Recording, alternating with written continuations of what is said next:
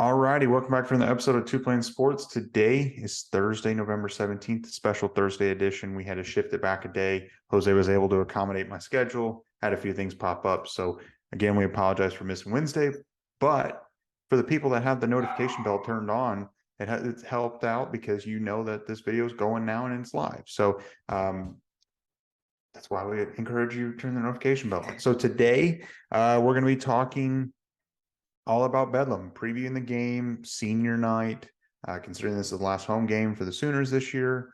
Who's staying, who's leaving, 50-50. We're going to discuss the potential there and also the graduating seniors who are going to exhaust their eligibility by the end of the year. And then we're going to just preview what we're going to see on Saturday night. Prime time, kind of crazy that it's on ABC at 6:30, but I'm not complaining because it's helping Oklahoma in recruiting and everything else. So we're going to be talking about that. And we're also going to be giving away tickets. I know we said we were going to give away tickets on Wednesday, but because we missed Wednesday's video, we're going to give them away today. So the winner of today's tickets, we had a lot of entries between YouTube and Twitter. Again, we just want to say thank you for everyone entering in. So this will be the last ticket giveaway that we have this year until next spring game. Put it in a random number generator, and I got the number 6. And maybe it's because of Baker Mayfield, but it's going to be Thunder Pup. Commented on our YouTube video. So if you are watching this, I certainly hope you are. Be sure to email us, and we can get the tickets to you. If we do not get an email by Thursday at 6 p.m., so later tonight this evening, we're going to pick another name and announce it on Friday's video because we're going to go back to back. So be sure to email us immediately so we can figure this out and get you the tickets. If not, and people are probably going to be hoping that you don't email, and we could have another random number generator. But be sure to do that. Again, appreciate you watching the video. And I think we gave away tickets to 4 out of the 6 home games this year, and plus the spring game. It was either 3 or 4, I can't remember, but pretty solid. Yeah, I think so. Maybe we'll do a few more next year. Yeah, maybe we go all season. Who says no? Yeah, who says no? And if you want that, support us all off season. Be sure to like this video, also subscribe to the channel, turn the notification bell on, even share this video, share it on another social media platform, get more people eyes on it, because the more people that see this video, the more capabilities we're going to have to buy tickets. And maybe rather than just giving away a pair of tickets, we're giving 2 pairs of tickets a game. So be sure to do that. Follow us on Twitter, Instagram, Facebook, Apple, and Spotify. Everything's linked in the description below. And be sure to stay around for Jose's end of video challenge, and we'll get into it. So obviously, we've got a big game coming up this weekend after a pretty disappointing season so far. This game can help the feeling and I guess the perception of this season. Oklahoma's coming in as 5-5, 2-5 in conference play. Oklahoma State's coming in at 7-3 and 4-3 in conference play. In total, both teams. Obviously, Oklahoma's been on a skid. It's not that Oklahoma State's been playing that well either. I mean, they've been dealing with injuries with Spencer Sanders, who will play Saturday. They're both not meeting the expectations that were set for them, and especially Oklahoma, the expectations were Oklahoma's way underachieving, and Oklahoma State's underachieving as well. So they're both coming in, kind of limping in. Jose, what are some of your thoughts on this game and some just overall feelings? Well, my heart wants it to be. It doesn't even have to be an Oklahoma blowout. Just Oklahoma needs to look good on both sides of the ball because it is going to be a big recruiting weekend, and we won't talk too much about it on this video. Maybe mention it here and there. We'll focus on that on Fridays. But big recruiting weekend. I'm sure a lot of you guys know.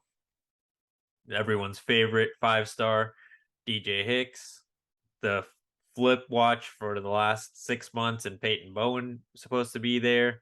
And we've got a lot of guys that are supposed to be attending this game, so you got to show out as a team. Realistically, with my brain, I think it's probably going to be kind of shitty at least to start the game. I really hope I'm wrong, but like you said, both teams have really been struggling of late. And it's hard for me to imagine a world where we see two good football teams on the field. It sounds bad, but it just is.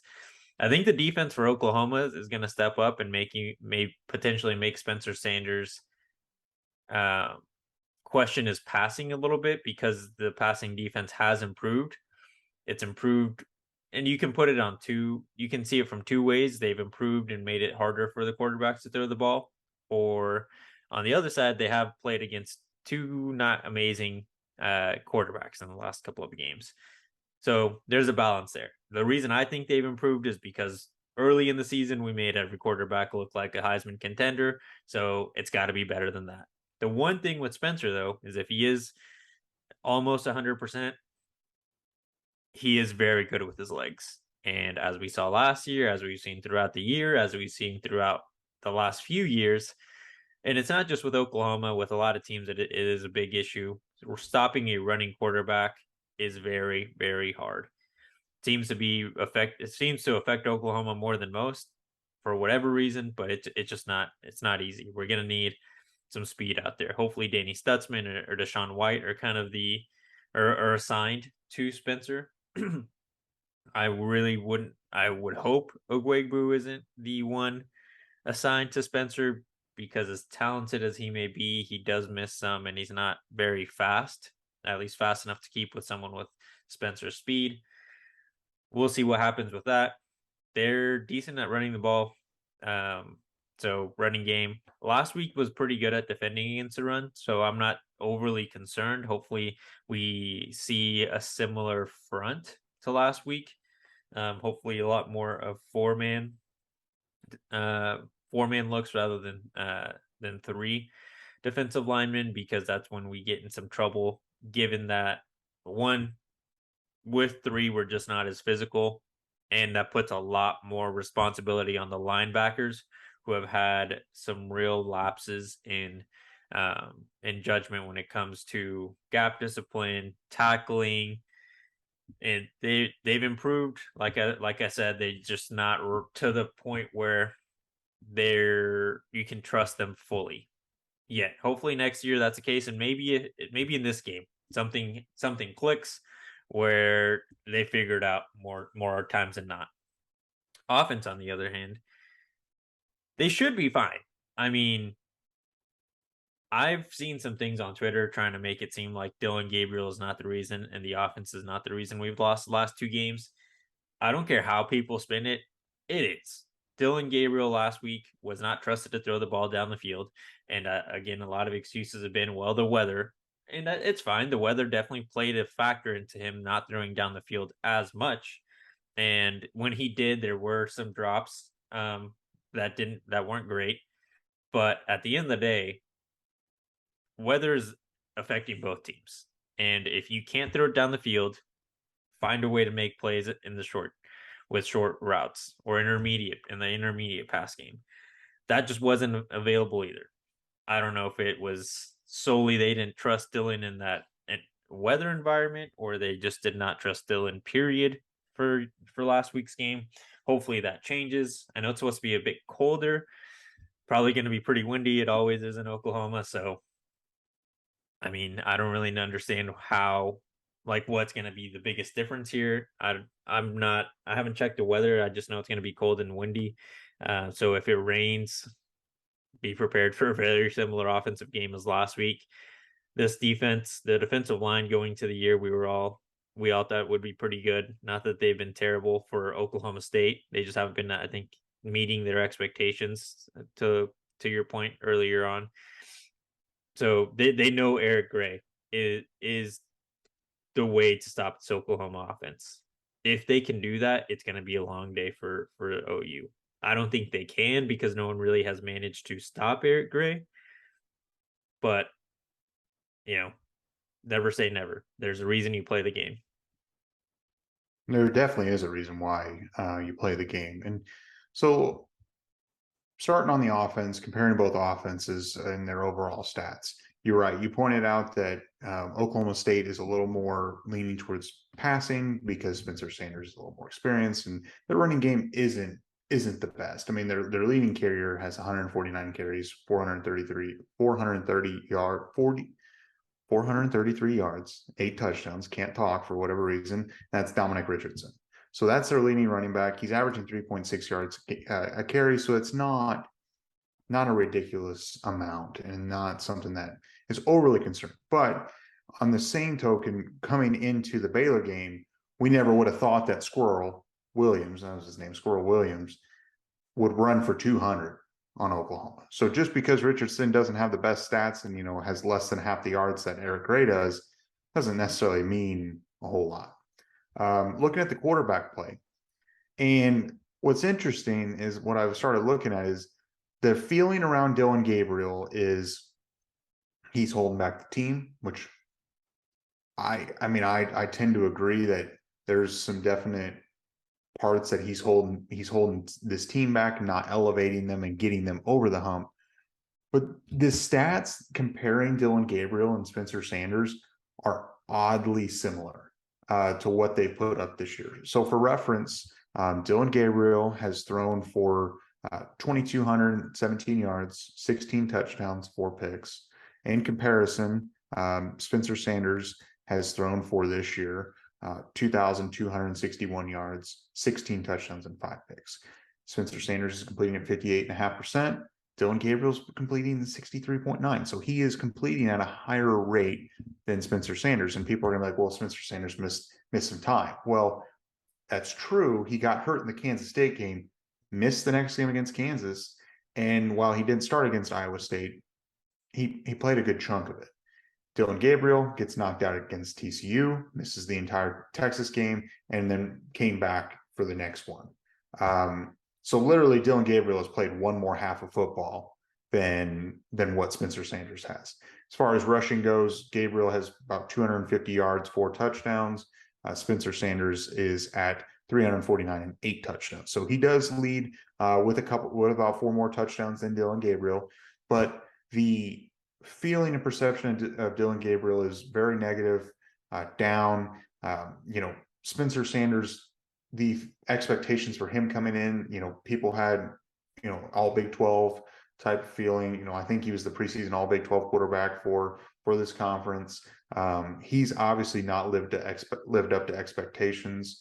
So it's going to be a battle of quarterbacks of both fan bases feel like, and I know that Oklahoma State fans are frustrated at times with Spencer Sanders because while he's good at times, he makes boneheaded mistakes, and it's just this up and down. And Dillon Gabriel can be on and be great, and then we run into sometimes where he's missing throws and everything else. So it's which quarterback can elevate their team up, because neither one of these programs are currently competing for a national title this year and probably not next year. And so who is the quarterback that can bring their team up? Because I think that is going to be the difference of this game. Who can elevate? And I will say Spencer Sanders, he's been at Oklahoma State for 4 years. He's played in multiple Bedlams. Dillon Gabriel hasn't. So Oklahoma State does have the edge there as far as that goes. I will say Oklahoma's offense is more balanced. They're averaging 236 yards or 234 yards, 235 yards passing, and 221 yards rushing. Very balanced. The yards per game favors Oklahoma.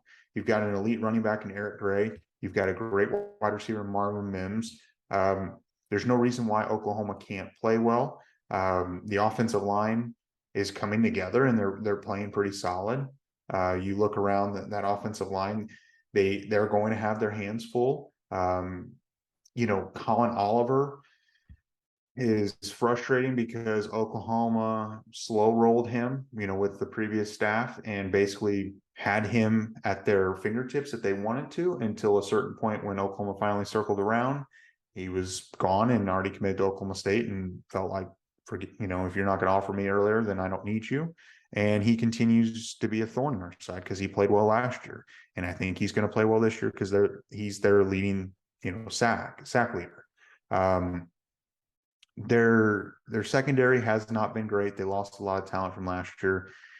I'd like to think that this offense will be able to Oklahoma's offense will be able to expose their secondary and be able to run the ball. I think Oklahoma should have no issue moving the ball. On the other side, I think Oklahoma State can move the ball too. Not that Oklahoma I mean, they're not great.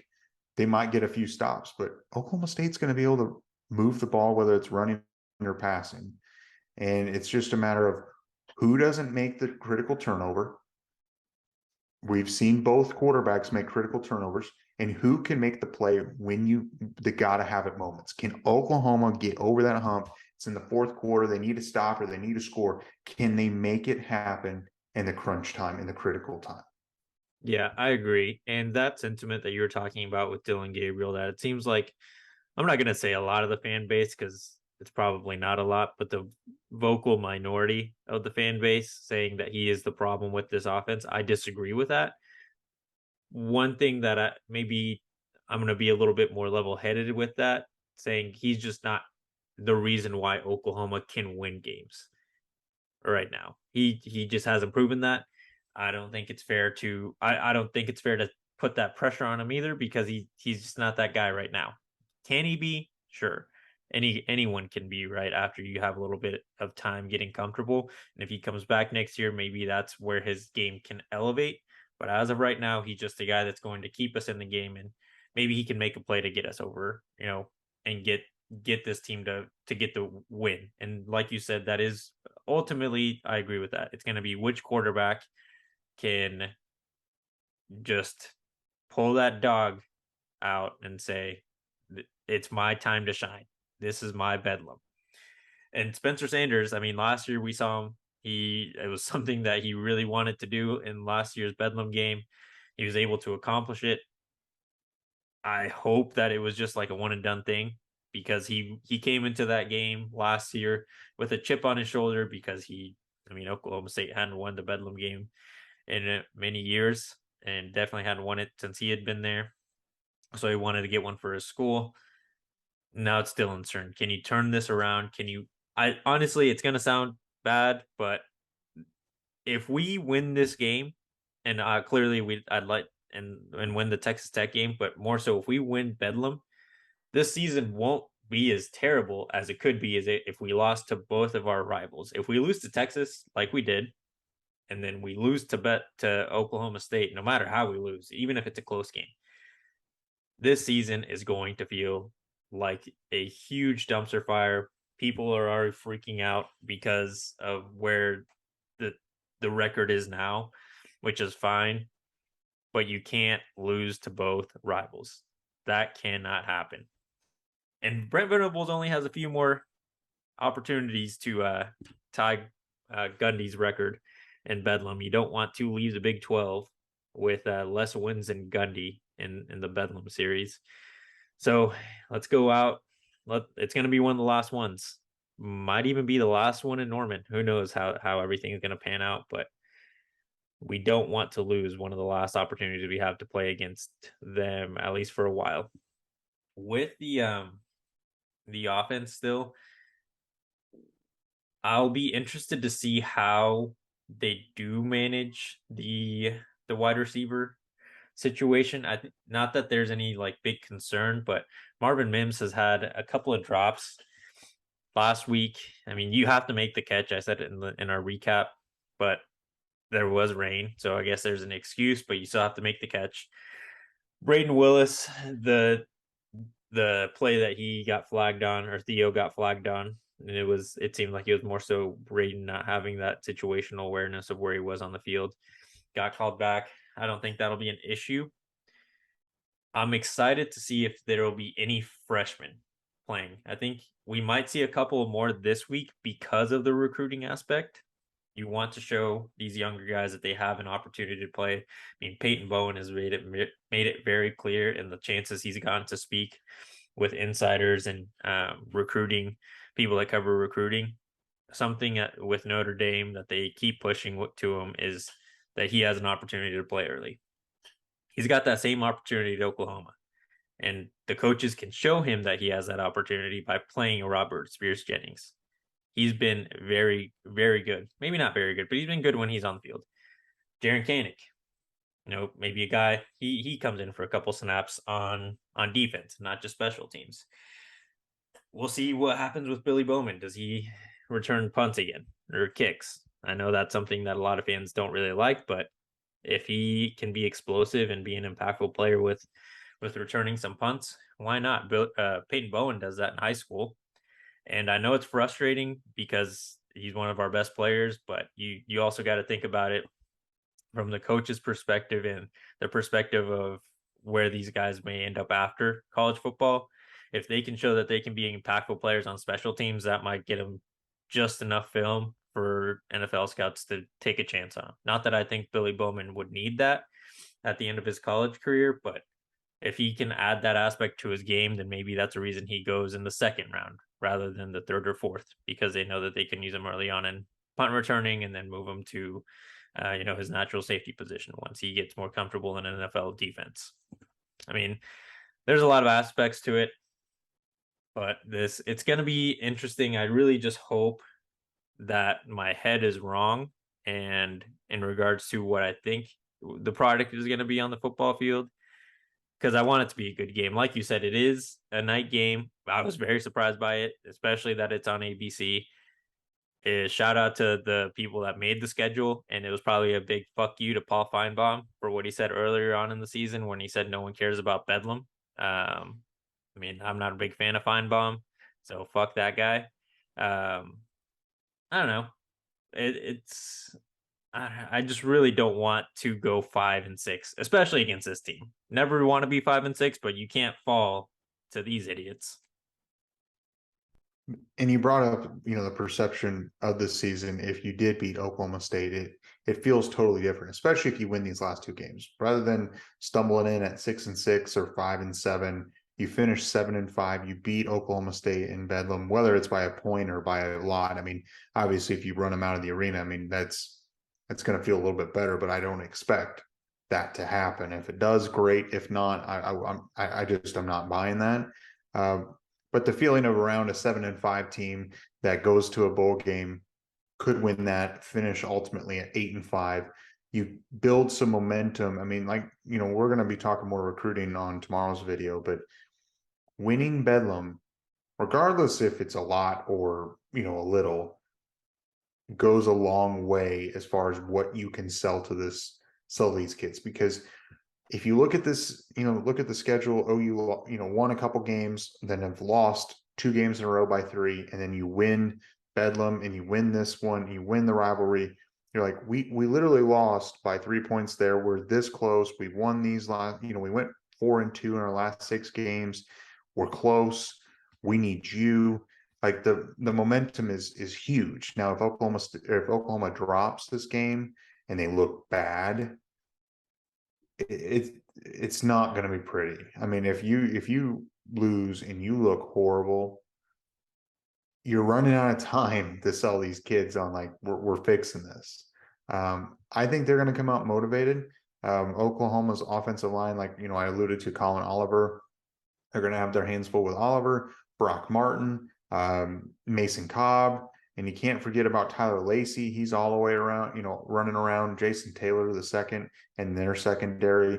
So they've got some good players on this defense that Oklahoma's going to have to be aware of. Now, this offensive, the Oklahoma's defense dealing with Oklahoma State's offense. Like you said, you alluded to, could you see more freshmen? Could you see Robert Spears Jennings, Jaren Kanik? Do you give the young bucks some running time, some playing time? I'd like to think that you would, because how much worse can it be at this point? And get these kids the experience of playing in a Bedlam. Even though that these kids will be a part of the transition to the SEC, there's going to be a lot of big games in the SEC. Not that every game that OU is going to play is going to be huge, but you're going to have these environments when you go to LSU, when you go to Alabama, when you go to Florida, when you go to Tennessee.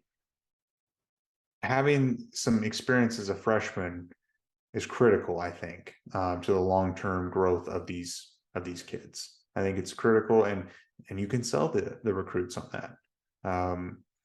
So I don't know. And then just looking at the betting on it, I think ESPN's got Oklahoma as a 7.5 point favorite right now. I don't know. I'm taking it. You're taking it? I feel the same way about this game that I did the Baylor game. If Oklahoma can play a good game, not a great game, not a perfect game, they can win by 8 or more. I know Oklahoma State's talented, but I genuinely think that the defense has improved enough and given the offense opportunities to start uh, separating from the opponent. The offense just hasn't taken advantage of those opportunities in the last 2 games. If the defense does the exact same thing they've done in the last 2 games during Bedlam, all the offense has to do is execute this time. If they can execute, this game, it really shouldn't be one that we're sweating all 4 quarters. It should be really, really exciting for 3.5 quarters, and then we can relax and be like, all right, at least we beat Oklahoma State. We don't have to hear trash talk from both of our rivals, just that one, the one down south, not, the ones in Stillwater. Yeah. I don't know. It's the same feeling that I had. You're bringing up Baylor. I thought OU would come out, built having some momentum. They were going to beat Baylor by 10. Last week I took West Virginia and the points. I didn't think OU would lose. I'm leaning towards, and this is just a preview to our betting video tomorrow. I'm leaning towards taking Oklahoma State plus 7.5. I think OU probably wins by 4. I think 35-31. I just don't know if I can trust this team to separate and put a game away. I don't know if they have. I don't know if they have the depth to do that. I hope I'm wrong. I mean, I still think OU wins, but I don't know. I feel like 7.5 is a lot, and OU's been favored in a lot of games by a lot of points recently, and it's been a lot closer. So I don't know. I mean, I gave my score prediction. Do you have a score prediction? Then we can talk more of who's participating in senior night. I don't have a score prediction yet. I'll give that one on Friday. But I do feel pretty confident in that 7.5 number. All right. So obviously this is the last home game. It's senior night, and kids that are obviously seniors are going to participate. And then there's also underclassmen that have the opportunity to determine whether or not they want to participate in it, if they're going to forego their extra, years of eligibility.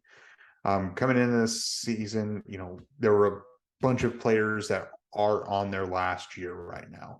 And of those, Brayden Willis, Daniel Parker, Chris Murray, Jeffrey Johnson, Deshaun White, Justin Broyles, Robert Conjol, and others. Michael Turk obviously could have went to the NFL last year, didn't, and I think he made a good financial decision doing that. Not that he's going to be drafted higher, but I think his YouTube channel is grown significantly, and I think that was a smart decision on his part. Looking at who's out of eligibility, I was hoping that Jeffrey Johnson was going to be able to build up his draft stock. I don't really know.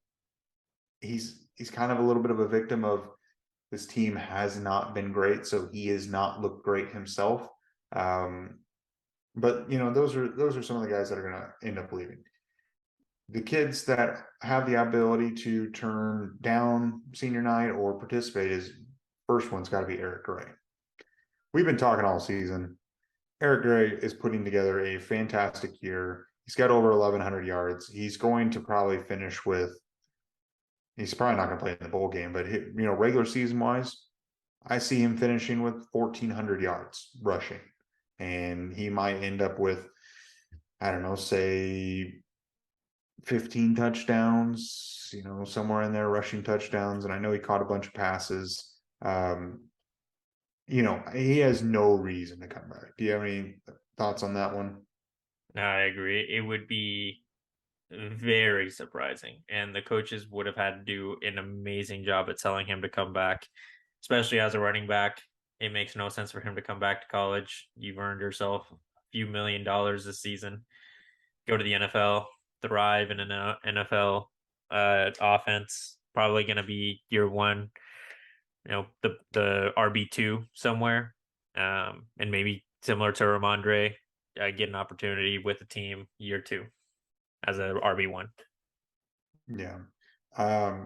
Speaking of another guy that has extremely high NFL potential and probably the highest out of anyone in this class, that could graduate and go to the NFL is Anton Harrison. Anton Harrison and Eric Gray are the two highest potential to be drafted, towards that first round. I don't see Eric Gray being a day one kind of guy just because of the way that the NFL values the running back position, but he could be a round 2 through 4 somewhere in there. Because Ramondre went round 4, I think, pick 130 to the Patriots. So I see him more in that 3rd to 5th round probably for Eric Gray, and that's still a solid spot for a running back. I mean, that's a solid investment. I mean, you think Ramondre, Alvin Kamara was a pick for the Saints in the 3rd round.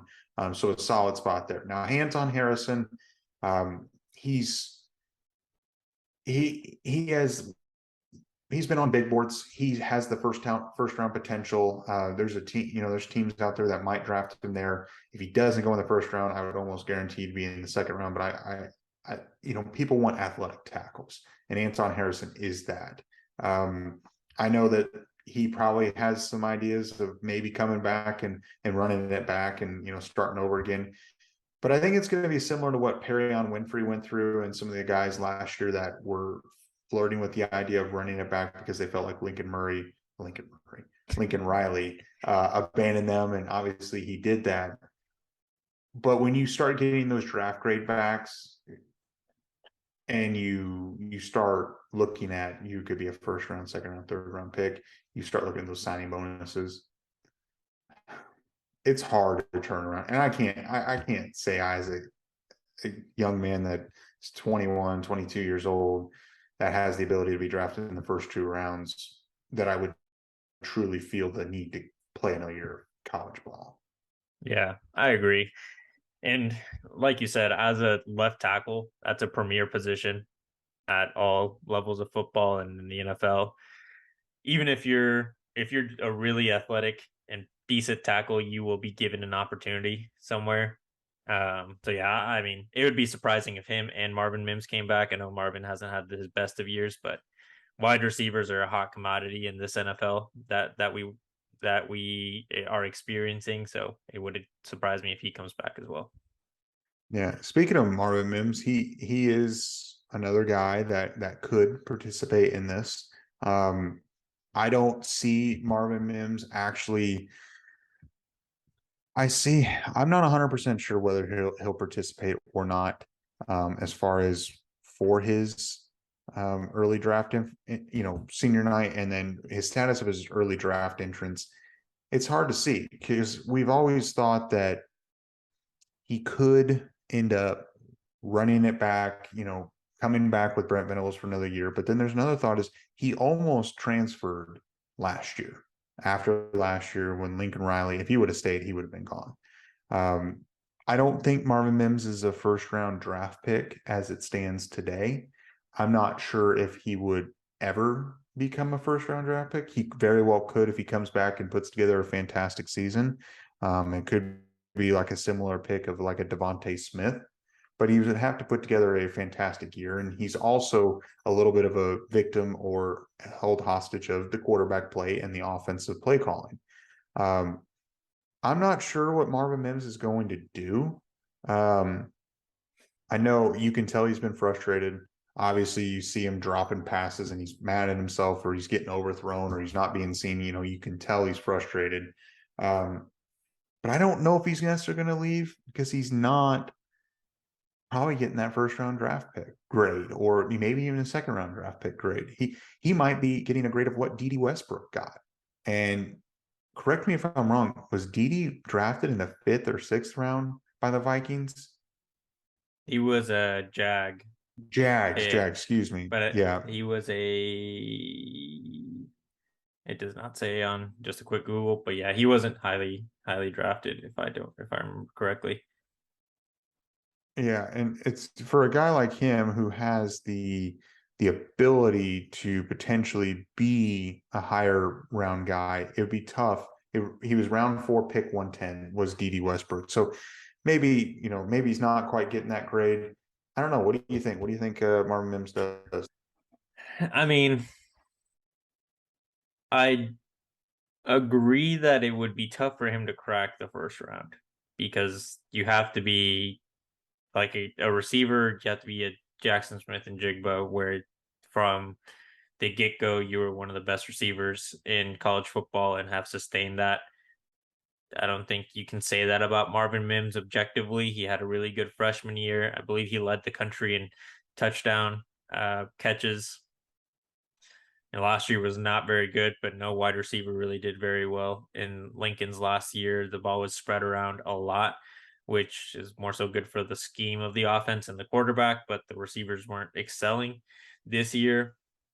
I think he is a slight victim of the quarterback play, but he also has dropped more footballs than he has in his first 2 years. So there are I'm sure he's gotten a lot more criticism from scouts in year three than he did years 1 and 2. I could see him being a second round pick, late second, early third again because of how important wide receivers are. You see teams all the time. Well, some of the best wide receivers who are starting to age out. I mean, the Chargers have gone for a couple weeks now without their top two options. I mean that could be a spot where they take him in the second or third round because they need more young wide receivers, and then he's very good. And they would just work out some of the tweaks. And Justin Herbert, I think it's fair to say Justin Herbert is a better quarterback than Dillon Gabriel. So they probably would assume that Justin being his signal caller would help out uh, the Tampa Bay Buccaneers. I know they don't have a quarterback for the future, but Mike Evans has been struggling with injury on and off. Godwin's been struggling with injury, even though he got paid. I mean, there's plenty of teams that have older receivers or receivers that have some injury concerns that Marvin would come in and either be a option 2 or 3 from day one, or at least be a really good depth piece that they see taking over first, second, or third option in a year or two after being drafted. Yeah, it'll be interesting to see what he does. I've always had the thought that he could either transfer or go to the NFL and or stay. None of those three would surprise me. I would hope he doesn't transfer. I know that's clearly a concern every year now with the transfer portal, but I, I, if he didn't transfer last year, I wouldn't expect him to transfer this year. I think he has too much love for the university at this point to leave. If he Yeah. does decide to take another year, it'd be at OU to try to run it back, make it so that he leaves a more of an impact on the school, and hopefully have a winning season, maybe competing for a New Year Six bowl or even a playoff spot in his final year at OU, rather than being, 7-5, 6-6, whatever this year ends up being. Yeah, and I don't. There's no reports of him exploring a transfer or anything. It's just more of the thought that he almost was going to leave last year. He's extremely frustrated this year. You can tell on the field. Does he feel like he can go elevate his draft stock with with another quarterback or another team? I don't know. It's just none of those options would surprise me. I'm just speculating. Another guy is Woody Washington. Woody Washington will be participating in senior night. He seems like he's unsure of what he's going to do. I think he's going to the NFL. He was thinking about going to the NFL last year, and then obviously decided against that. He probably has not elevated his draft stock as he probably opted to come back this year with the idea of elevating his draft stock significantly because everyone does that. I wouldn't necessarily think that that might have happened this year just due to the sheer injuries, being shifted into different positions, learning a new defense. So I think he's leaving. What do you think? This is one that I really, really hope comes back because he is a pretty important part, really the most consistent corner that we've got right now. And him leaving would kind of push a restart button with the corners. And it wouldn't be ideal. I mean, you see for the most part teams that are competing for conference championships and big, New Year's Six bowls, playoff spots are more experienced teams, and having to lose that or losing that experience at a pretty key position wouldn't be ideal. It's never ideal to lose a guy like that, but if he comes back, I think he and Danny and Billy would be the three guys that would be the cornerstones of the defense next year to try to, at least for the passing, with regards to passing. But this is this is one I hope he doesn't leave. But yeah, it probably depends on the draft grade he gets back, because like you said, he flirted with the idea last year, didn't do it, came back. I mean, we'll see, but potentially just being part of a Brent Venables defense might at least have kept his draft grade similar to last year, maybe even improved a little bit, because of Brent Venables defense is a lot more respected than an Alex Grinch defense was. It could be. Another corner that seems to will participate, but most likely will come back is Jaden Davis. He doesn't have. I'm sure his draft grades are nothing, just because he has a lot to prove and a lot to build on, and I see that. I feel like he'll be back next year. So that's just a few of the guys. There's more to there's more that could be opting in, opting out, transferring. Obviously, we don't know what's going to happen with the transfer portal. Is there a mass exodus? I don't think so. I think they might lose a few people, because I think you just have to anticipate that you're going to lose a handful of kids every year, no matter what you do, whether you win or lose. Because even the best programs like in Alabama or Georgia, kids transfer from there all the time, just because they're not going to have a chance to play. And I don't blame them for doing that. At a certain point, if you competed for a couple of years and you just have 5 stars piling over the top of you, there's no point. So good programs are going to be victims of the transfer portal and also be beneficiaries. So there's a lot of moving parts with this. So do you have anything to add as far as seniors, graduating players, anything like that? Nah, I think we're good for today. I'm not gonna have an end of video challenge, since we're kind of close to the Friday video, but congrats to Thunder Pup for the Bedlam ticket giveaway. Yeah, definitely. Be sure to email us, and if you didn't win, you never know. We might be saying we're giving away tickets on Friday's video, but Thunderpup, email us. So if you made it so far, we appreciate it. Hit the like button, subscribe to the channel. Remember, when you hit the like button, subscribe to the channel, turn the notification bell on. It gives us the ability to give away more tickets next year, more spring game tickets. I think we gave away like 10 tickets to the spring game last year. We'll probably do something very similar, maybe even on a larger scale. You never know. Just be sure, spread the word, like the video, subscribe to the channel, turn the notification bell on, follow us on Twitter, Instagram, Facebook, Apple, and Spotify. And everything's linked in the description below. And we will catch you guys tomorrow.